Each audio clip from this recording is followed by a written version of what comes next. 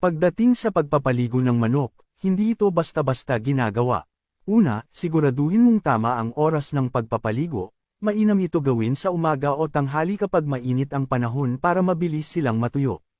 Gumamit ng maligamgam na tubig upang maiwasan ang pagkakagulat ng manok sa malamig na tubig. Maghanda ng timpla ng tubig na may kaunting asin o apple cider vinegar. Nakakatulong ito sa pagtanggal ng mga kuto at garapata sa balahibo. Dahanda ang base ng manok mula ulo pababa, gamit ang isang tasa o spray bottle.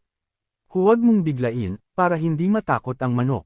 Kapag basa na ang balahibo, gumamit ng banayad na sabon o espesyal na shampoo para sa manok. Iwasan ang malalakas na kemikal dahil maaring makairita ito sa balat nila. Masahihin ng marahan ang katawan ng manok, lalo na sa ilalim ng mga pakpak at sa leeg, kung saan madalas nagtatago ang mga parasite. Pagkatapos ng paliligo, banlawan ng mabuti para siguradong walang natirang sabon sa balahibo. Patuyuan ang manok gamit ang malambot na tuwalya, at kung malamig ang panahon, maaari mong gamitan ng hair dryer sa mababang setting para mabilis silang matuyo. Siguraduhin din na hindi sila mabibilad sa hangin o malamig na lugar habang basa pa. Pagkatapos ng paliligo, bigyan ng kaunting vitamins o electrolytes ang manok para makabawi sa stress ng pagpapaligo. Bantayan sila sa susunod na mga